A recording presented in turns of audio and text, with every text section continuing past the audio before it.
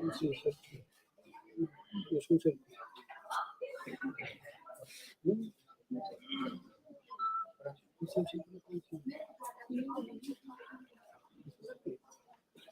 वाली है ना आपकी प्रेजेंटेशन? तो ये प्रेजेंटेशन है ना आपकी? हाँ हाँ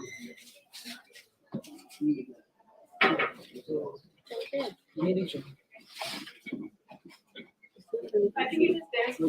हाँ over here sign for this screen. सामने वाली स्क्रीन ही चलती है। शशिका पीसी से कनेक्टेड है HDMI से पीसी से कनेक्टेड है HDMI से एक HDMI से होगा ना एक अच्छा हाँ okay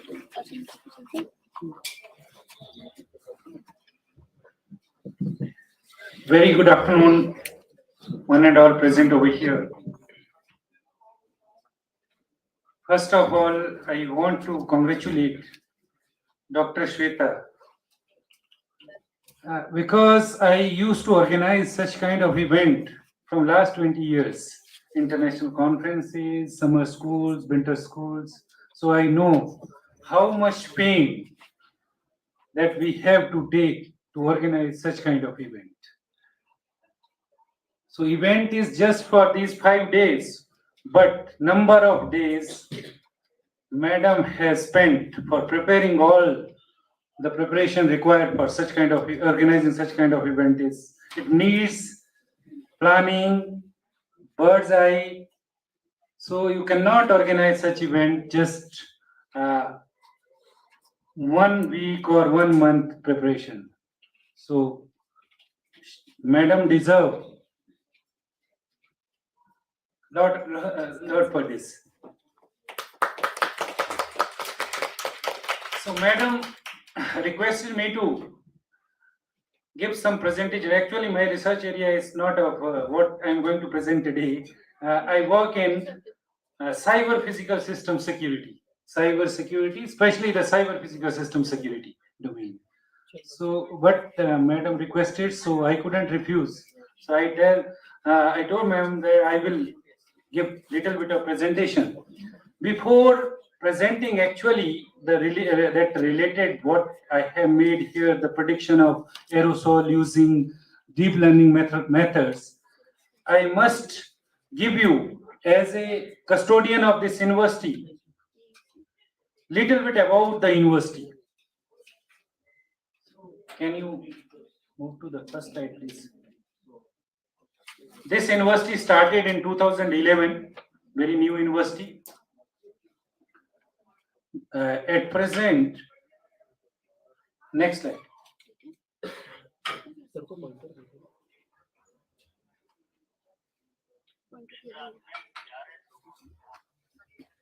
We have huge land that is 610 acres, but the land is very difficult to use or construct building over here. That is the terrain of this particular land is very fragile one. At present, we have 13 approved school, but functional 8, and approved department 82. Presently, in the university, we have 22 department, 20 department and 2 centers. One is Center for Comparative Religion, one is Center for Molecular Biology. And we have number of courses, undergraduate courses 7, postgraduate courses 17, and some integrated BSc, MSc, 5 integrated BSc, MSc, and we also run few diploma courses, 5, and PhD, 23 PhD program, CUG. Total staff, the teaching faculty members are 95 at present, and 81 non-teaching staff. Lot of vacant posts over here, so we are that recruiting in this month. Recruitment is going on.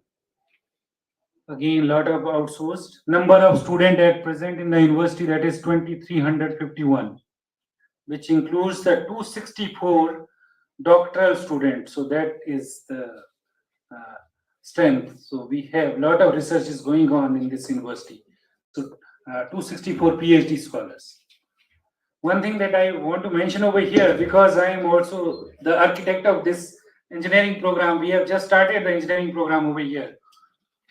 Engineering, that BTech in computer science and engineering, and BTech in computer science and engineering with cyber security specialization, and BTech in electronics and communication engineering with avionics, aerospace engineering. So you may be knowing that we have science department, computer science, physics, math, chemistry, environmental sciences, material science, zoology, botany, and we have social sciences department like social work, public administration, and public policy, and management department, MBA, general MBA, marketing, tourism, supply chain management. We have economic department, economics, and one important department we have national security studies. Also, we run over here the vocational program under the management school of management, that is we work in tourism, we work in that retail management, we work in marketing. So that is also very good program over here that we run. I would like to mention this. So this is the first university where these two, DRDO and ISRO, presence is over here. We have Center of Excellence, Kalam Center of Excellence, which is established by the DRDO. Under this, we have two vertical. One is sensor vertical and another is computational system security vertical.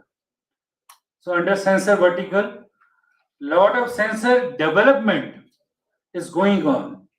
So our material science department, our physics, our chemistry, all under this particular sensor vertical, we have more than 30 crores of research grant from the DRDO.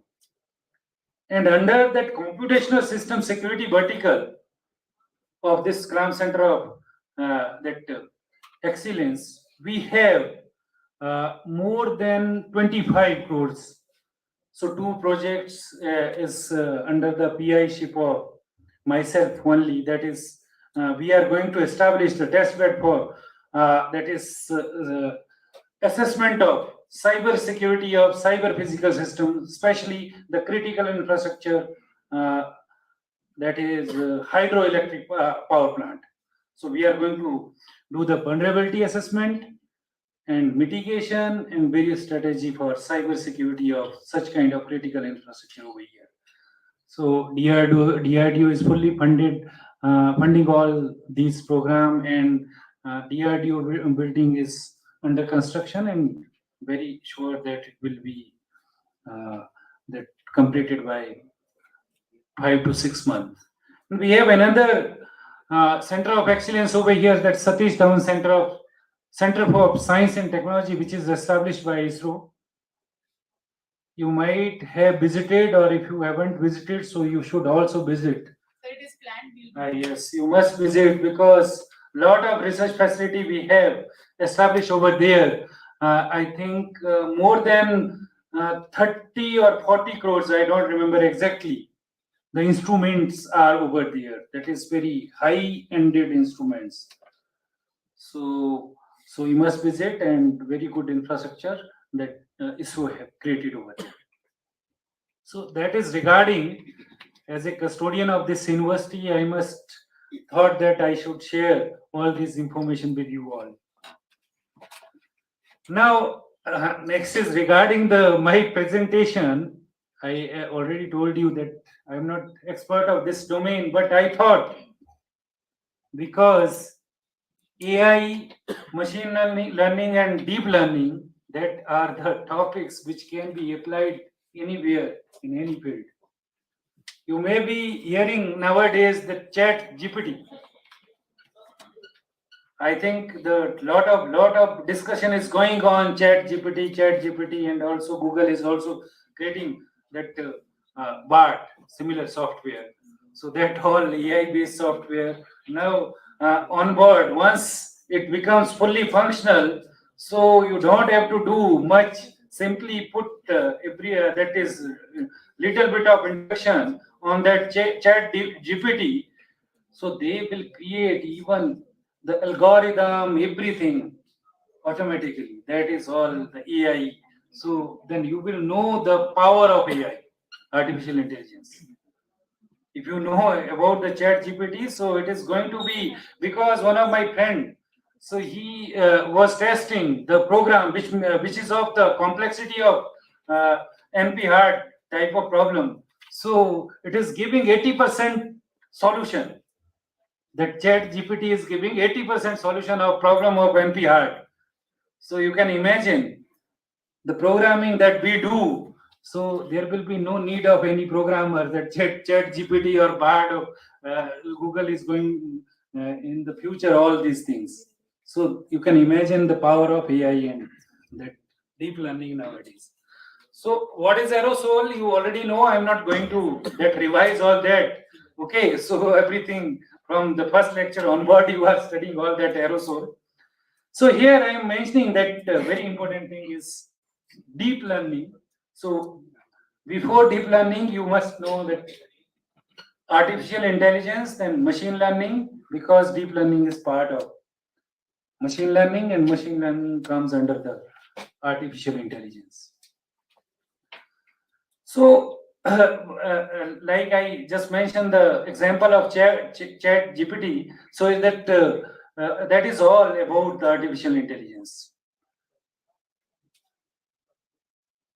All depends on the data, and in case of what I studied last night regarding the this aerosol.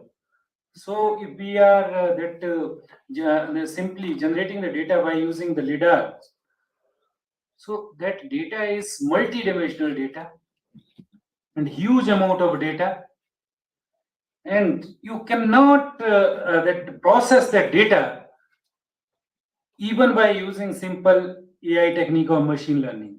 So deep learning is very much required for processing and finding out some output. That means prediction, like what I have told, the prediction of that aerosol. Here I must mention what is actually the difference between machine learning and deep learning. In case of machine learning, feature extraction that we do, feature extraction means in case of your aerosol, there are number of features. So in machine learning, that was simply implicit features that we can find out the features. Number of features may be of 10, 20, 30, 50 if we are using the machine learning. We cannot get the more features because it is all based on that features. On the basis of those features, we are going to predict, detect, and do all the processing. But the deep learning, which is based on, which is subset of machine learning and which follows the neural networking of our brain. So feature selection in case of our deep learning is fully automatic, and number of features may be lakhs, hundreds of lakhs. So that means the accuracy, how much accurate prediction and detection we can do by using all these neural network deep learning techniques, maybe ANN, artificial neural network, or convolution neural network if it is of image type of data. Like if we are using the lidar technology, so there will be images. So for images, we especially use the CNN, convolutional neural network. Sometime RNN, and if it is time domain based, so we go for the LSTM. So I must mention over here very important things that in case of this, the process, this is the recent research paper published on this. I found the data from here. This is the process. Processes in case of analyze the data generated. Data means image data generated through that lidar, light detection and that ranging. So what we have to do, first of all, we have to do the data processing. These are the steps of deep learning technique. Most of the steps are same in case of machine learning. First of all, what we have to do? We have to do that data pre-processing. Pre-processing means it will be image data. We have to reduce because there will be lot of data which is not of useful raw data. So ultimately we have to reduce its dimensions. We have to remove the redundancy, that redundant data, replicated data. So make it in a form which is suitable for any deep learning model or machine learning model. So first step is for data pre-processing.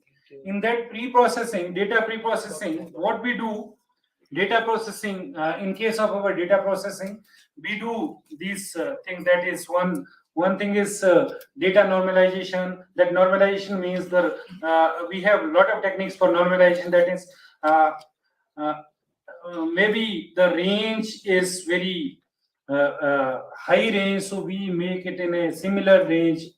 Then again, null values are removed and some inconsistent data is removed. And reshaping means it is of 3D, 4D, so we make it in a single dimensional. So that pre-processing, all these steps are performed in case of pre-processing.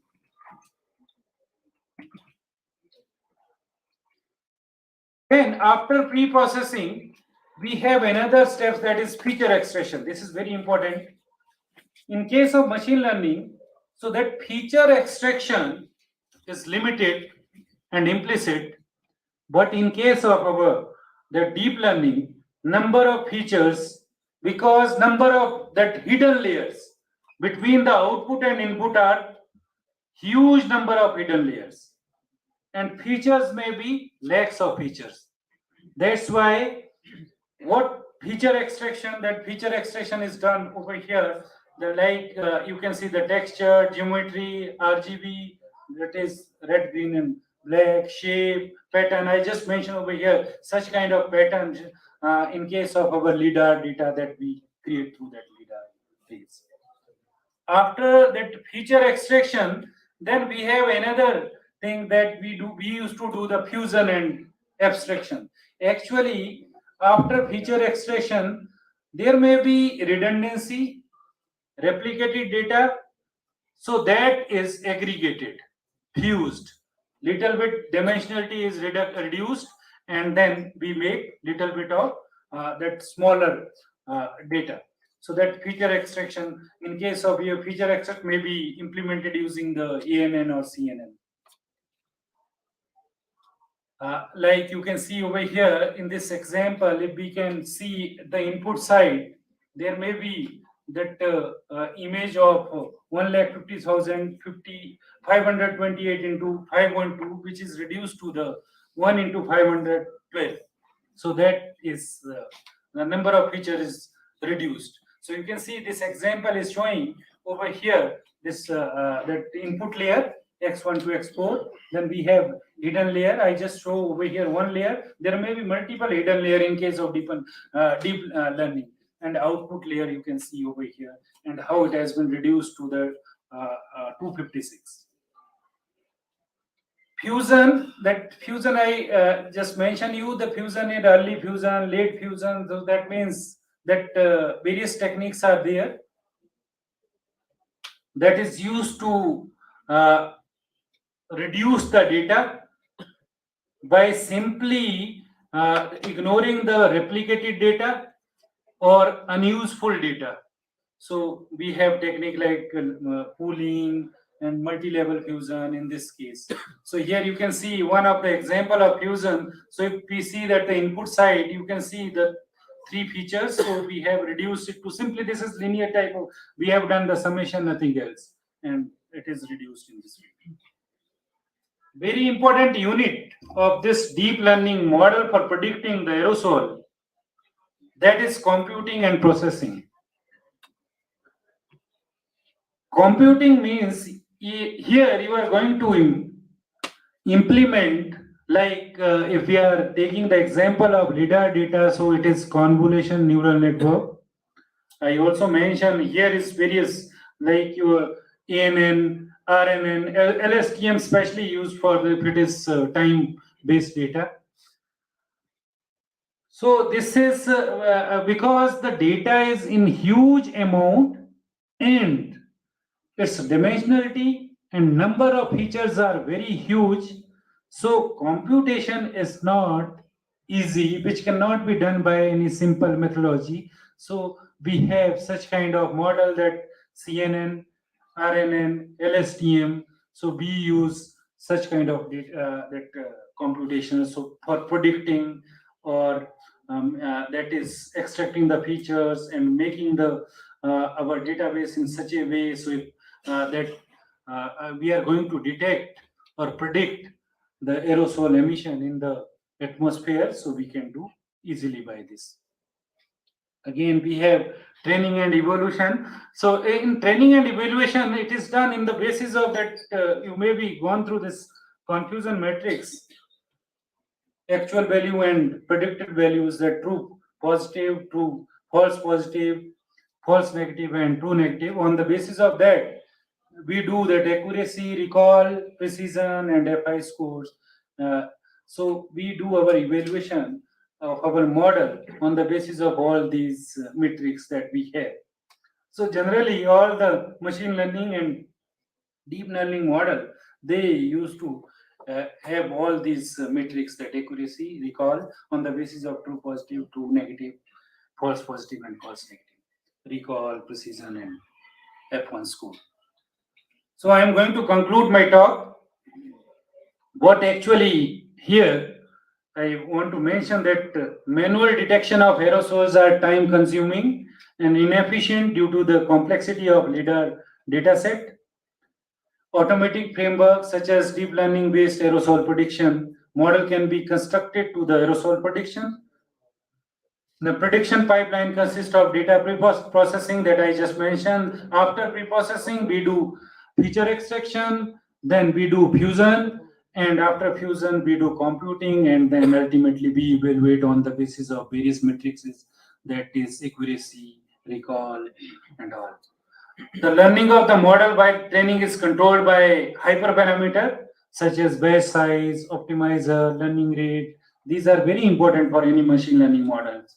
So how you train that model, what is the size of training set, what is the size of that is your original data set, so that is very important. And learning, what is the learning rate, batch size, so very important one, which affect the ultimate output of particular model.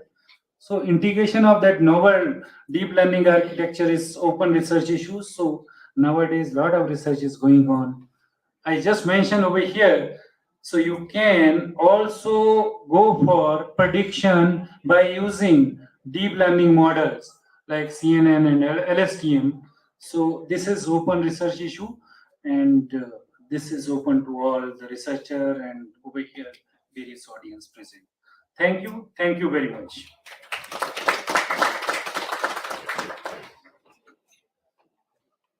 Thank you so much, sir, for your nice and brief presentation. Now I would request Professor Deepak Pathania, sir, to honor our registrar, sir, for his excellent talk. Thank you, sir.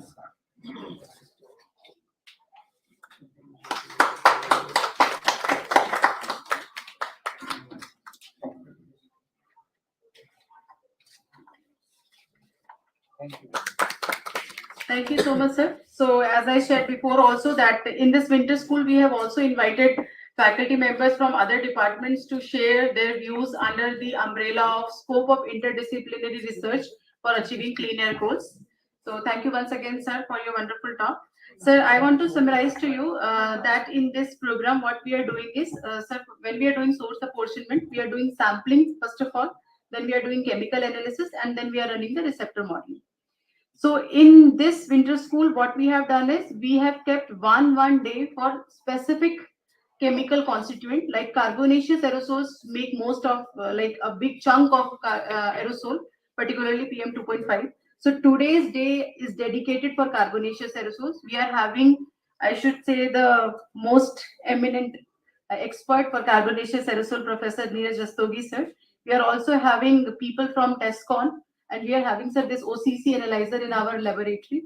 We have also got a very good sponsorship from TESCON, so I want to thank you. And I think a big applause for TESCON also.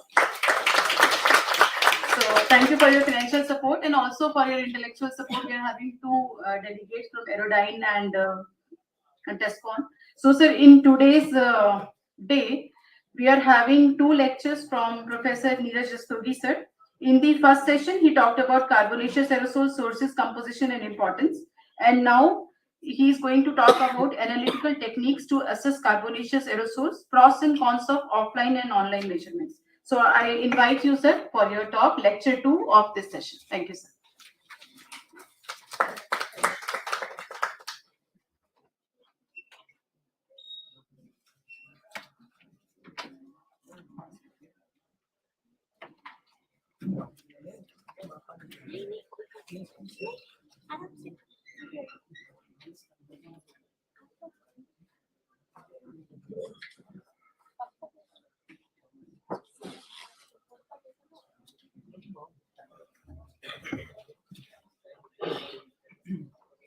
So one thing I learned from Dr. Yashwant Singh that if you stand like this, then watch is more clearer. If I am standing like this, means many times people are not able to hear.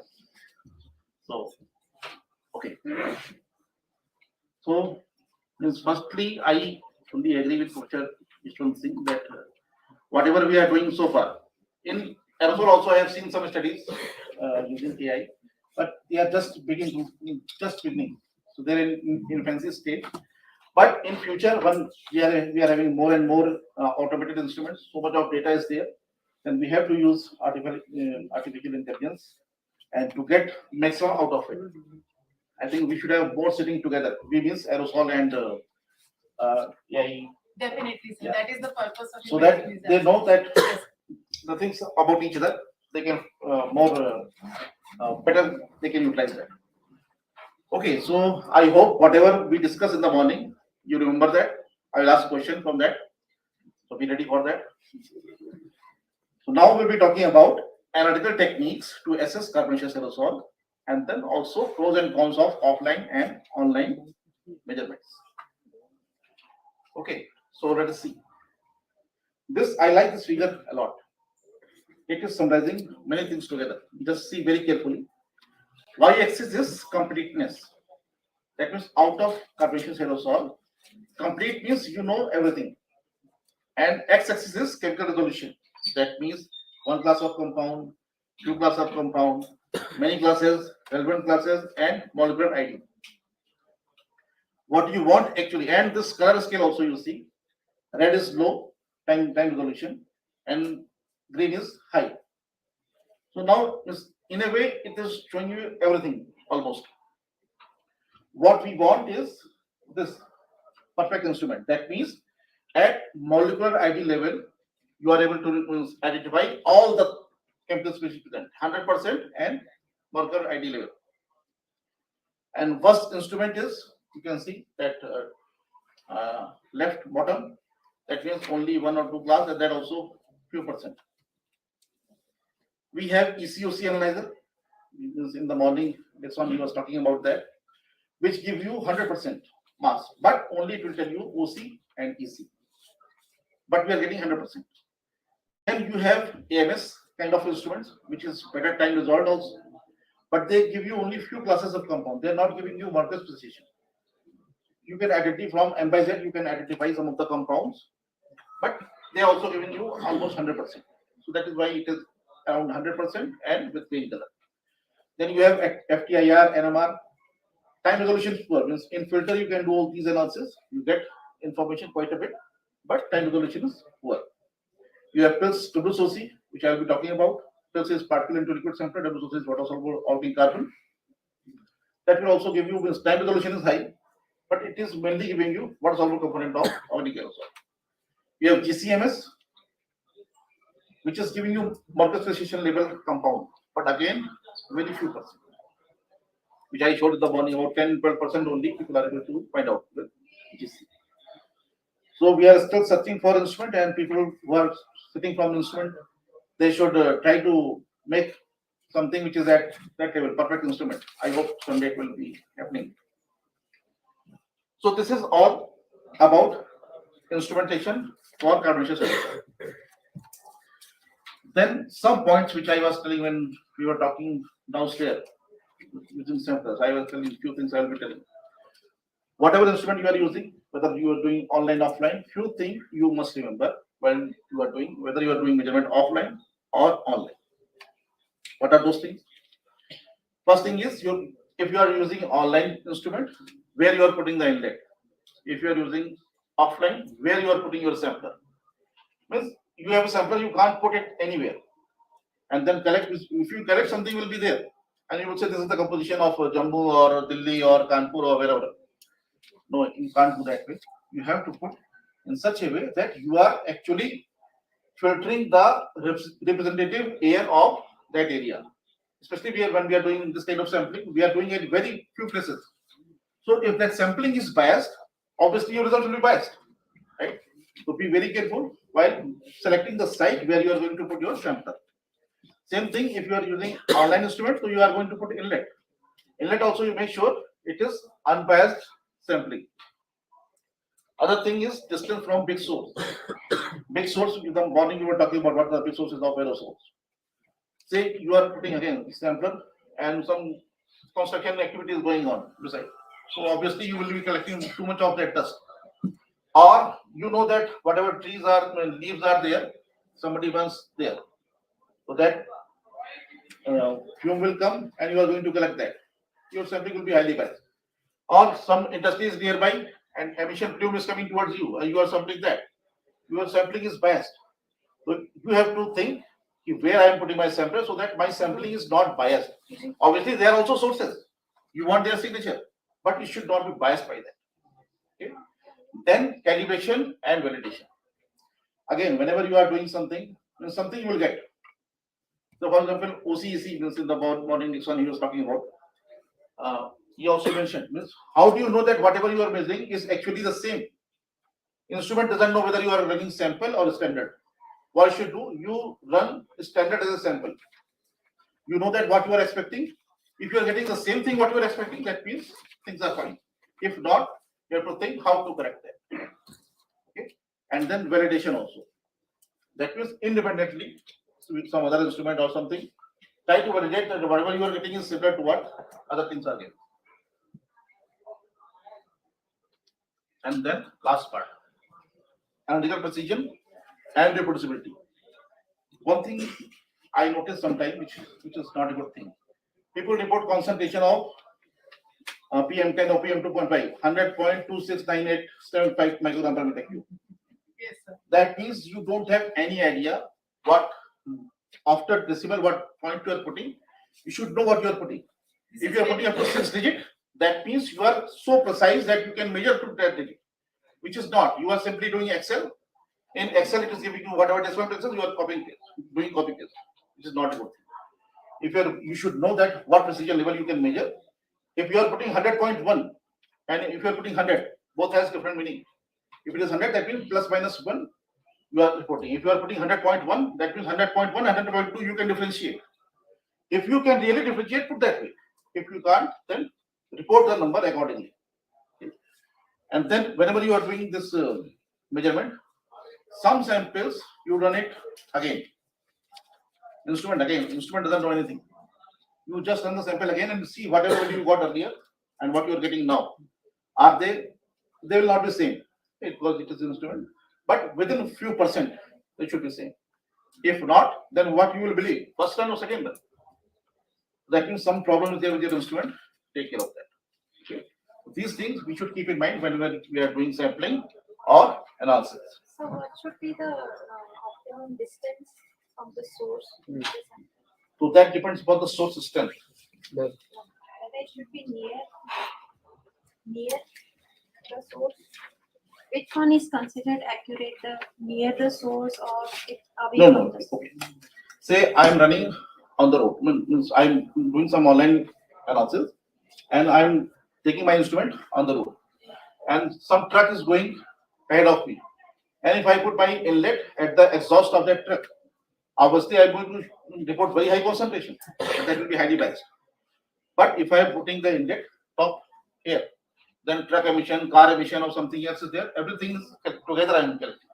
That is more representative, real representative, not putting. Okay. Then this is what I said in the morning that not morning, just before lunch I was telling. I'll be talking about this a little bit. So selection of sampler. So there are different types of sampler. This is offline sampling I am talking about. You have HBS is high volume sampler, LBS is low volume sampler, and you have impactor. So you decide that what type of sampler you want. This which I mentioned downstairs. That or you don't put any size in that. That is TSP. Again, depend upon your requirement. If you are doing plus studies, do TSP. Or select PM10 or PM 2.5, or impactor will give you size segregated. That I will tell in a minute. Filter media. On what filter you are going to collect?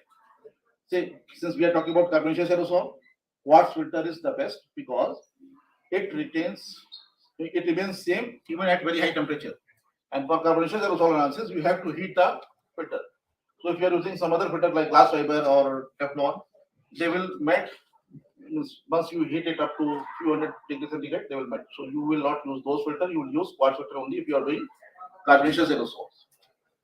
And then you have to take care of artifact, which I was telling that if you are baking the filter, first in whatever aluminum foil you are wrapping the filter, make some holes and then bake so that VOCs can leave. Then make sure that when this filter is exposed, there is no VOC in surrounding. Otherwise, again, it will absorb of the filter, and when you are going to analyze, you will measure that, which you will never know whether it is coming from aerosol or it was some gases in the surrounding which got absorbed when you are building that. Okay. And careful handling, which again I was telling you, if few particles of bigger size are falling on your filter, it will kill your mass balance. It will highly bias your result. Okay. So high volume sampler we have already seen downstairs, which is the typical. There are lots of archived samples actually, which have been collected. Many of the departments and even by the collision central reports, but on the glass fiber. Filter. So, is there any way out to look at the carbonaceous content? Because if we can, I think that is the data would be very useful. I understand, but for example, water soluble organic carbon, that is extract. So you can extract and filter, and then that you can do. But like OCEC analyzer, in that instrument you can't do glass fiber. One more thing, I think Dixon should tell you that if you are running glass fiber filter, it will kill your instrument in few days, because glass fiber will give you some fumes which will make a coating. Inside you have some quartz, cross type where you are this laser is going through. So if you make any kind of layer on that, it will affect your sampling or not, and it will affect your answer. So glass fiber you should never run on ECOC analyzer. Make sure that you are collecting on quartz only. Okay. Then you have low volume sampler, which has a typical flow rate of 16.7. So I have written it as 17 LPM, or we can call it 1 meter cube per hour. Some filter also have shown that blank filter how it look like, and once you collect aerosol how it look like. Then you have impactor. Now when I'm saying HBS or LBS, you can put one size inlet, that is PM 2.5, PM10. So whatever you are going to collect, it will be PM10 or PM 2.5. But suppose if you want to collect on one level, you want to collect 2.5 to 10, another level 1 to 2.5, or 0.1 to 1, different size if you want to collect, then you use impactor kind of sampler, which has a typical flow rate about 30 liters per minute. And what you see here, on different stage, different type of different size of aerosol you are collecting. And this, so in LBS or HBS, you are filtering the aerosol through a filter, like जैसे चाय छानते हैं ना, वैसे air को छान रहे हैं, you are filtering the aerosol. But in case of impactor, the way is different. Here you are using different physics. So particles are there in the air, and you are pulling it. So different mass of particle will have different inertia, right? Momentum. Heavy particle will have more inertia, so it will hit. So first stage you will collect bigger particle. A smaller particle will go with the air, but then they will hit. So you use that principle so that different size of particle are collected at different stages, and then you can analyze. However, one more thing you have to remember if you are using impactor. If you carefully notice, here uniform aerosol is uniform. That black you are looking is in rectangle shape. In case of circular disc also, deposition is uniform. But in case of impactor, if you see, there are different dots. If you are using the whole filter, fine. But if you are going to cut and using different eddy cords, there can be bias. So you have to be very careful when you are using impactor, and especially if you are cutting it. Okay. Then sampling hours, that will depend where you are doing. If you are in Delhi, few hours is sufficient. And if you go to that the one, if you are collecting or any high altitude site where mass concentration is too low, you have to run it for longer time so that you have enough filter, enough samples on the filter, so you can analyze. So that you have to decide sampling hour. But it cannot be like half an hour, 1 hour, which I was saying, because So there is a it will question. not Can you be. give mic? Yes. Just take mic because it is always beneficial to give complete questions so that others can also listen to it. Yes. No, it's not. How much the sampler height should be required as per sampling procedure? Sorry. Height of the sample. Height of the Height. sampler. Height. From the ground. Okay, good. I have not mentioned that. So I was saying that it should not be affected. So usually 15 feet above the ground. This is the typical means considered 15 feet means at least first floor. So that say if you are putting at the ground, so winds and any means the soil is there that will come. So it is highly affected by the local things which are on the floor. But once you go up, things are not lifting at that height. So 15 feet is minimum which is considered that inlet should be at that height. If the sampler is located at the rooftop, That is fine. 15 means 15 feet or above. Above, if you are going, means more above you are going, actually more representative you are. It is giving means higher you go. That means bigger area you are covering in terms of representation. is there any higher sampling when you position at the rooftop?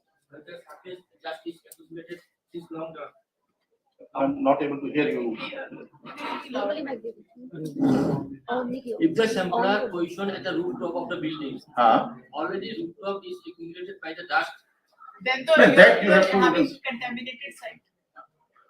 This rooftop is it is expected that it is cemented rooftop clean. It is not like means you are putting a layer of dust and then you are means actually we are avoiding the dust which is in the surrounding. It is an open surface, so it will get affected by the local dust, but it should be clear of any loose But dust. as per ESEPA, it should be repaired to be 3 feet height from the rooftop. That sampler height itself will be there. Yeah. Means you are not Sampler collecting is- right at the ground, sampler right? is like higher, always. Then One more. Sorry. So my question is, whatever, thank you. So whatever research It's not on. we do, so that is for the benefit of human being. And our breathing zone is, close to 3.5 and 4 feet kind of height. Right. So, being a researcher, that is okay. You take 15 feet or 20 feet, doesn't make any difference. But what a human being, are getting benefit out of that research. good. So there's a good point. I am saying 15 feet, and he's saying that nobody is 15 feet tall. People are around 5 feet, 6 feet, around that height. And our nose level, if you see, it will be around 5 feet. So why not 5 feet? Because that is the air we are inhaling. So the people who are especially interested in health studies, for them what we are saying is correct. But when we are talking about health studies, and that also, say for example, there also, so you are staying here in Redson Hotel or somewhere, while coming means at traffic junction, air is different. You come little far, air is different. So different. So in order to when you are doing this study, 1 or 2 sites, you want a more representation of whole city. What you are saying, if you are going at, that is called micro level. If you are going at micro level, and your purpose is to see that in traffic junction or in a school or in hospital, how that air is affecting, then what you are saying is correct. That inlet is put in that way only. You could use active and passive sampler and do the sampling that way only. But that is specifically for health related studies, mainly which is related to inhalation. Okay. Okay. So now we have filter. Then we do analysis, which I was talking in the morning. I will be asking question. So you can measure OC, EC, BRC, WSOC, WSON, and what we learn that we discuss in the morning. Excuse me, Then- sir. Yes. A question. Sir, as you have already mentioned, but I didn't get the point right. You have mentioned that there is in high volume sampler, there is some automatic homogenizer that will homogenize the I got sample. your point. But in case of low volume sampler, Not low volume, impactor. impactor, yes. See, in low volume deposition uniform. That Yes. is low volume, top right. Yes. Impactor is not uniform. Because the principle is different here. See, and so air is hitting, but this is circular rotation. This is rotating. That is why you are getting different dots. And things are with the impaction. So some heavy particles coming, hitting, and sitting there only. Okay. So this top bottom what you see is the sampling by impaction. Other two are through filtration. Sir, just majority of the labs, like in universities, we are using low volume sampler. But what we do there is, after collection the sample, we will cut it to different pieces for just like metal analysis or OCEC. Will there be any impact of this? Will there be any issue regarding homogenizing of this homogeneity of the sample? If you have collected it for sufficient time, there should not be any effect. People actually check the homogeneity. Means, for example, when high volume sampler I cut, she can prove actually. If she has some sampler, you take one punch from one corner, run OCEC another, run it. Take another punch from another corner, again run. Third, fourth, means take it from different places, and you will see that it will not be 100% perfect, but within few percent, it will be same concentration. That means your sampling is homogeneous. If not, obviously you are biased. Okay. So this is the understanding. Means I was talking when we were discussing about filtration. Okay. Then you measure pHs and their derivatives and sugars and other things. Why we measure that? That we already discussed in the morning. Okay. Now what are the offline techniques we use? So one is OCEC analyzer, which Dixon has already very nicely explained how it works and all. So I will not go in those details. But for OC and EC analysis, you will use this OCC analyzer. Then you have TOC analyzer. This is in water extract. So what you do, you take one punch or two punch, some punch of filter. In known volume, you extract that, and then filter that extract, and then you run. So TOC is total organic carbon in water. So actually it is water soluble organic carbon. Same way TN, it will give you water soluble total nitrogen. Now you have water soluble organic carbon and total nitrogen. Now from total nitrogen, if you subtract ammonia and nitrate which you have measured in IC, if you subtract that, so this is total. If you subtract that is inorganic. So what you will get is organic. So that is how you get WSON. WSOC I already said. Okay. Then you have GCMS. GCMS you can do wide variety of compound.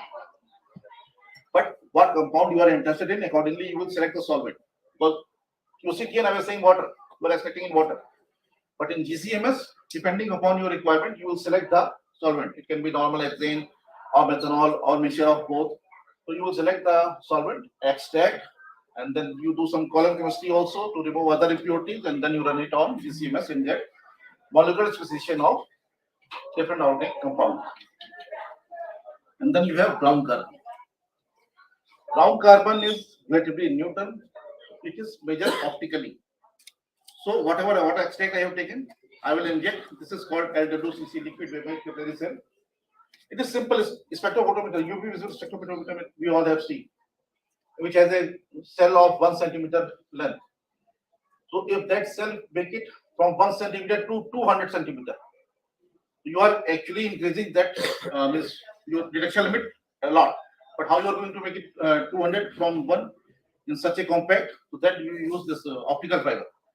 So it is 2 meter long optical fiber. So path length is 2 meter.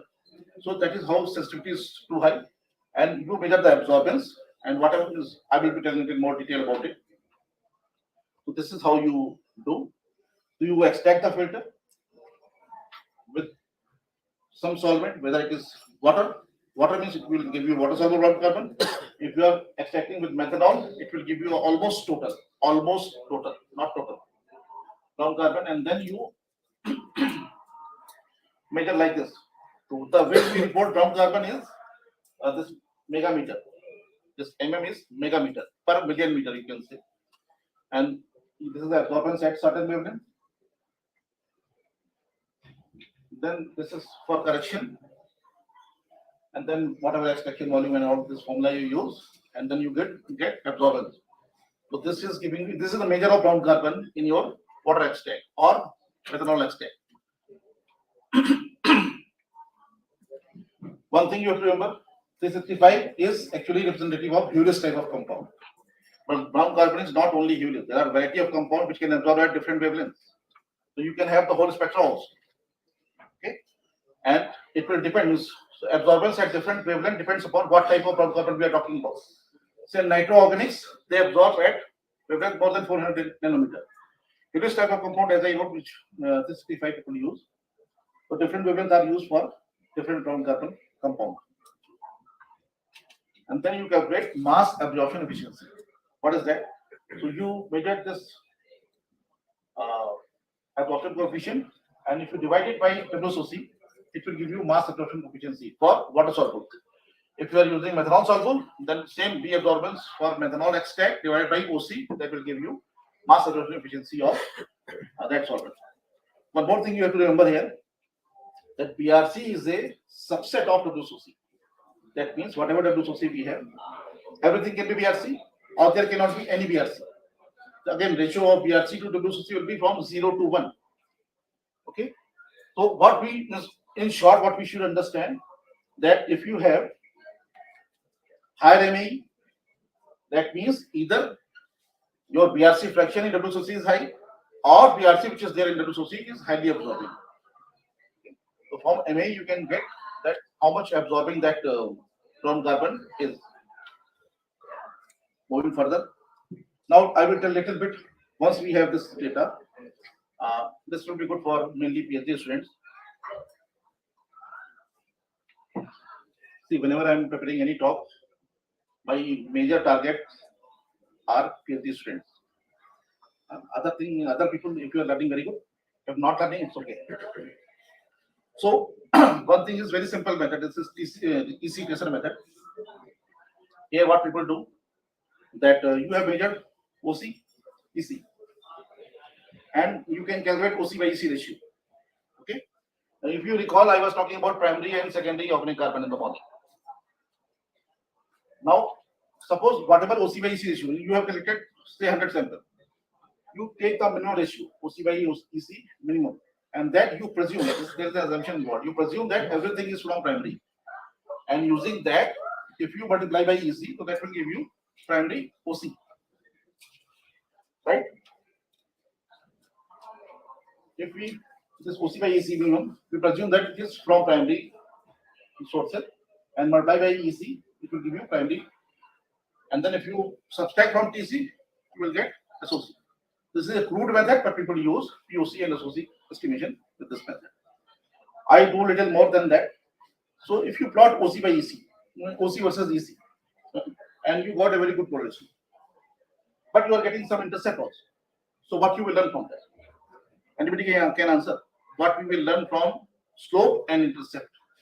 Anyone, based on whatever we discussed in the morning, ratio. We were talking about the ratio and sources. So the slope is OC by EC ratio in a way, right? Can anybody tell what we will learn from the slope and from the intercept? Very good. What do you want? Okay. See, intercept is what? When you have zero EC, then also you have OC. What does that mean? That means from wherever, whatever source is there, it is giving you only OC, no EC. Right? Then only you will get at zero EC, you are getting some OC. What it can be? It can be secondary organic aerosol. Because secondary organic aerosols are forming in the atmosphere, EC is always primary. So there will be no corresponding EC related to SOA. Right? Other thing, I was talking about the primary organic aerosol. If they are there, there is no EC coming with them. Virus, bacteria, pollen, etc. When we were talking about, there is no EC coming with that. So that means that intercept can be SOA or primary organic or both. Now size also you put in between. So this sample is PM 2.5 you say. Once you say 2.5, that means coarse particles you are removing, right? So natural aerosols are usually coarse particles. You are removing that. That means you can say if it is intercept in, then you can say it is in a way giving you SOA, right? So this is how you can utilize. And the slope means for OC you have some EC, right? For some OC you have EC. So that says slope is 2 or slope is 10. I hope you remember something, OC by EC ratio 2 or OC by EC ratio 10, what it means. Very good. Higher slope means biomass burning and lower slope means possible. Okay. So from here we have some idea that source as well as secondary also. Now same thing about, I said WSOC you can use as a aqueous SOA. Means if no biomass burning, certainly if there is biomass burning, then biomass burning can give you directly WSOC also. So suppose there is no biomass burning. So if you have this ratio, WSOC by OC ratio, it is directly giving you that how much is aqueous SOA in your aerosol. And if we do the same plot again, I did something. I wrote y equal to y, ms minus c, or c can be 0. C cannot be positive. Can anybody answer that? Here I was showing positive C and I was explaining. Now I'm saying either C will be negative or it will be 0. It cannot be positive. Any PhD student?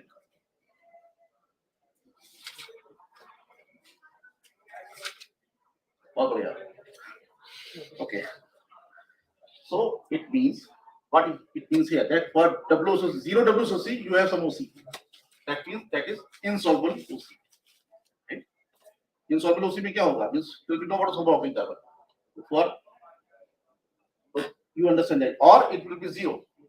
That means when OC is 0, WSOC is a fraction of OC. So positive intercept तो हो ही नहीं सकता. For 0 OC, how can you have any WSOC? Right? So from such plots, you can extract the meaning what you are getting. Okay. Okay. Then some online techniques. One was nicely explained by Ben. Aerosol mass spectrometer, ethnometer. Partially means this one he was covering his own company's PC, but ethnometer is from some other company, but it is giving you black carbon. And then third one is not commercial instrument. It is the assemblage of commercial instrument. So pills is available. Pills is particulate to liquid sensor. LWCC, which I was showing, that is available. Liquid white capillary cell, and TOC and laser is available. If we put all of them together, then it makes pills LWCC TOC. So once we have this instrument, we can measure online brown carbon and online water soluble organic carbon, which I will be explaining. So let us first talk something about pills.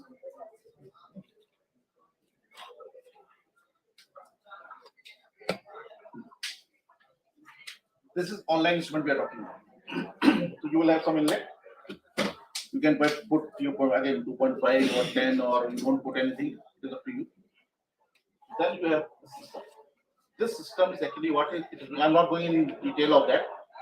Whatever aerosols are there, it will extract with water, and then you filter it. So that means you are getting water soluble extract of ambient aerosol. That is, pills is giving you water soluble extract of ambient aerosol.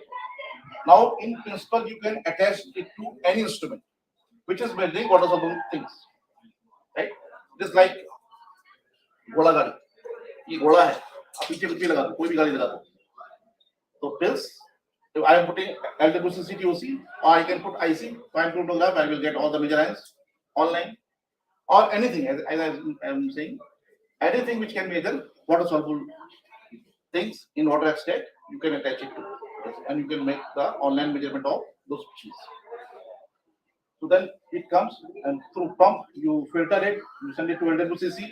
We have seen that how it measure from carbon absorbent, then you send it to TOC analyzer, there you measure water soluble organic carbon, and then you are getting all the data, then you are doing further things, what we are doing.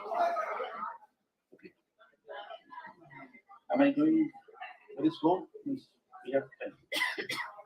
Tea is ready, but we can go for tea. So more slides or tea? Sir, don't give them option. Okay. So this is what we get from pills and WCC. See the number of data points. It is 1 month study. Our data points is 13,265. And the slope is MAE. If you recall, just few slides like I was saying, the absorbance upon WSOC is MAE.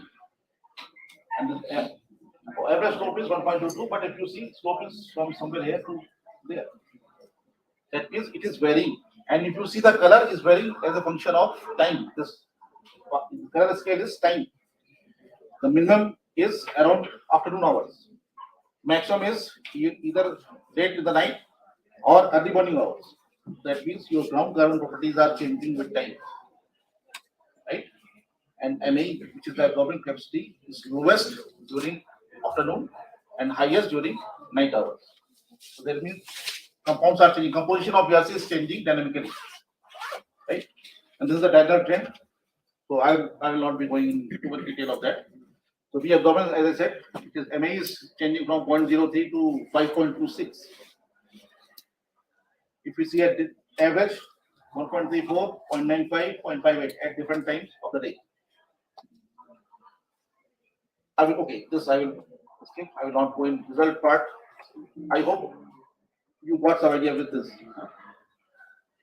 Then next study what we did is the whole spectra. So in previous slide I was showing 365, absorbance at 365. This is the whole spectra. Y-axis is from 300 to 600. And x-axis is diagonal scale from 0 to 24 hours. And the other scale is the B absorbance. And you see the different bands. So what you infer from such data, which is listed here, that primary sources or secondary formation processes are variable. Various bands of absorption, you can see different color of bands, which are changing with time. Likely due to different groups of BRC. Highest B absorbance was observed in 300 to 360 nanometer range, followed by whatever the ranges are listed here. Understanding we have less than 400 is mainly Hewlett, more than 400 is nitroorganic compounds and their derivatives. Minimum absorption during afternoon because of either effect of planetary boundary layer, which is expanding, so concentration is coming down, or there is a photo bleaching of from carbon species, so things are coming down. Less variability, the top is showing the B absorbance. This is MAE. MAE is the ratio. If you see the variability is in MAE, variability is relatively quite less compared to absolute concentration. MAE was telling you the absorption capacity of carbon which are present. So they are not varying much compared to the absolute concentration. That means both are coming down. Concentration of BRC and WSOC both are coming down. So MAE is remaining more or less similar. But one more thing which must be noted here, that if you are doing filter measurement and say you are doing for certain hours only, you are doing 8 hours and you are selecting based on your choice. सुबह आके on कर देंगे, शाम को बंद कर देंगे. You are selecting the time period which when you have the lowest concentration. Or if you are doing in night only, you are doing when the concentration are highest. That means in both cases you are biased. So if you have to select, you have to select in such a way that you are actually representative. Okay, so filter sampling, you have to remember this. Then AMS, this was already told by Ben in the morning. So you have different lenses that earlier it was PM1 only. Now they provide both PM1 and PM2.5. And AMS will give you size segregated chemical composition. Not only composition as a function of size, but in limited range. From, for example, it start from 40 nanometer and up to 1 or 2.5 depending upon what lens you are using. But it is mass spectrometer. But it is giving you actually mass to charge ratio. And then this library made that this mass to charge ratio correspond to those species, and then accordingly you get the concentration of different species in the atmosphere, mainly organics and few inorganics like nitrate, sulfate, and ammonium, and then organics. Okay, this chart was shown by Professor Tripathi also, and Ben also indicated this. This was the study by Sachin. Sachin will be coming, I think, in few days. Day after tomorrow. So this was the paper where he summarizes all the studies by AMS or ACSM. See, their pie chart are many, but sites are limited. You carefully see, only 5 sites are there. Even though the pie chart are many, and out of these pie chart, 2 are ours. Left hand side, Ahmedabad, and what it tells that OA is composed of HOA. HOA is hydrocarbon like oxygen in this organic aerosol, mainly from fossil fuel. Then you have POA, BPOA, SPOA. These are the terminology. POA means primary organic carbon, primary organic aerosol. यहाँ पे OA means organic aerosol. OC was organic carbon. यहाँ पे aerosol directly बता रहा है, mass के साथ में बता रहा है. Okay. Then SB means semi-volatile. LA means low volatile. OOA is oxygenated organic aerosol. Okay, so these are the composition, and it is giving you, when we are talking about AMS, it will give you the composition of non-refractory only. NR. NR is not given the story. NR is non-refractory. What does that mean? So this, the way AMS works, it means it evaporates everything at 600 degrees centigrade. So whatever is not coming off at 600 degrees centigrade will not go. So that is why it is called NR, non-refractory. But Ben has said that now means they are also making SP AMS, where they are using laser, so they are burning actually everything. Then you can get black carbon and metals also. But with the simple one, you will get only non-refractory compounds, whether it is an organic or organic. So once you have the data, this I was talking about the Venn diagram, and I told you that what is the meaning of slope. Now the slope is used in this study. What different symbol you see, different color you see. There are various field studies or lab studies, but most of them are following this slope of -1, which was of carboxylic group. So even though different places or lab study slope are similar, so in a way they said that is it like that everything, all the organics ultimately are forming carboxylic compounds. This is from this study. Then if you compare with this studies for India, this was from Kanpur. Slope is 0.41 and 0.74 in foggy and non-foggy period. This is from Ahmedabad. Slope is 0.77, which is both means all these three slopes are different than one.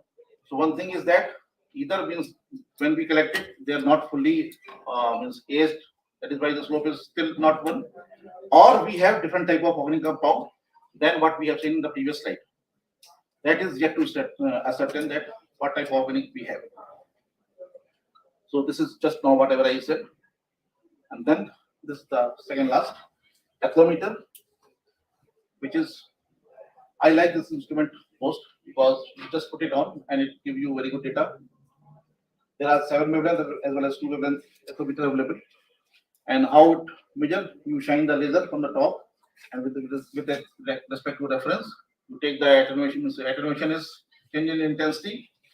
You take the difference, use that formula which is there on the top, and you get the BC concentration.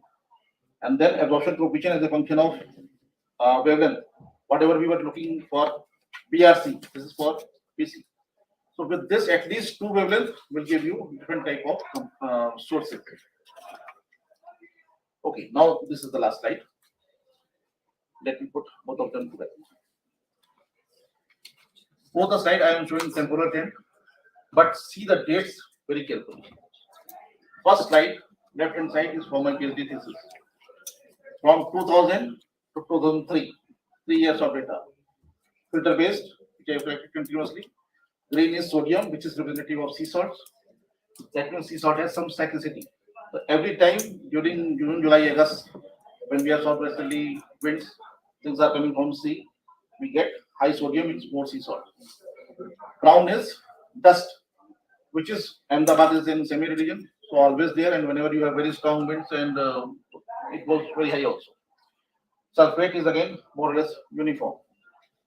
Left side is online measurement. Again, you see, it is 27 March to 30th March, 3 days only. That was 3 years, this is 3 days. And with meteorological parameters. And here you are having nitrate and WSOC.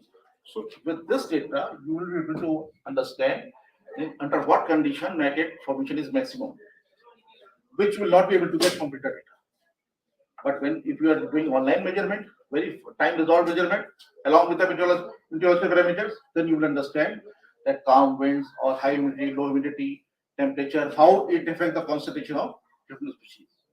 That is the benefit of online measurement. Also, there will be not I should not say no, but less bias. So in filter, we were talking, somebody asked me that whatever is collecting, whether Ankit was asking in the morning, whether whatever is collecting is returning there or not. You don't know. But here, if you are doing online measurement, you are mostly everything, whatever is there, you are waiting. Because you are waiting immediately. Here you collect it and measure. Okay. Offline are relatively cheap.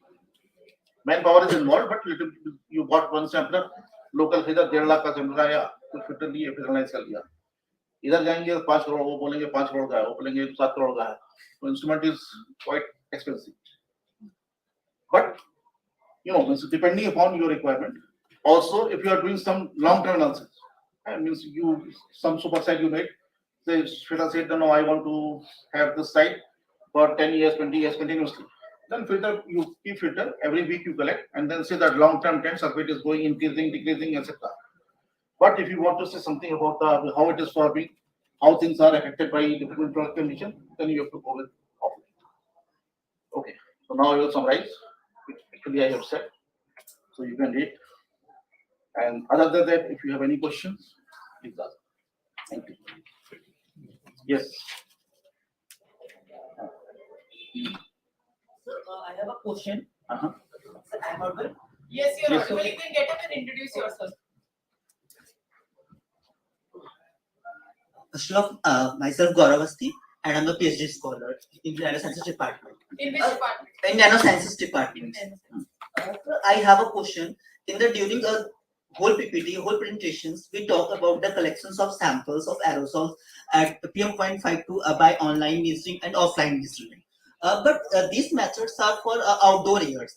But we can see in the perspective of indoor air, researchers says the indoor air is the most polluted than the outer air. In the case of carbon, for example, we say in case of kitchen areas, there's lots of gases and lots of organic compounds are the emitted. Then which type of instruments we used for the collections of indoor air aerosols? Okay. So once we say sampler is full. He doesn't know whether you are sampling outdoor, indoor. It has a pump. It will pull the air and you collect the sample and you analyze. Okay. Indoor air are more polluted. We cannot make this general statement. It depends. Say many places, especially in rural areas, कोई खिड़की दरवाजा तो है, खिड़की नहीं है, वहीं पे चूल्हा जला रहे हैं, वहीं धुआं सब इकट्ठा हो रहा है, that will be very polluted. But if it is well ventilated, it will be relatively less polluted. Many times indoors are better, sometimes indoors are worse than outdoors. So, but analysis wise, collection wise, there is no difference as such. You can do the same way. You collect there. High volume sample you can't put inside home. That will be difficult. Logistically difficult. But you can collect same way and you can analyze. Okay, thank you, sir. Anyone else? So I hope I could communicate at least something about carbon neutral as well. Definitely, sir. Thank you so much, sir. A really very comprehensive and useful presentation and interactive session on carbonaceous aerosols, and for all your time traveling from BRL Ahmedabad and spending a whole day with us. Thank you so much, sir, for everything. I request Professor Yashwant, sir, to honor our keynote speaker for the day.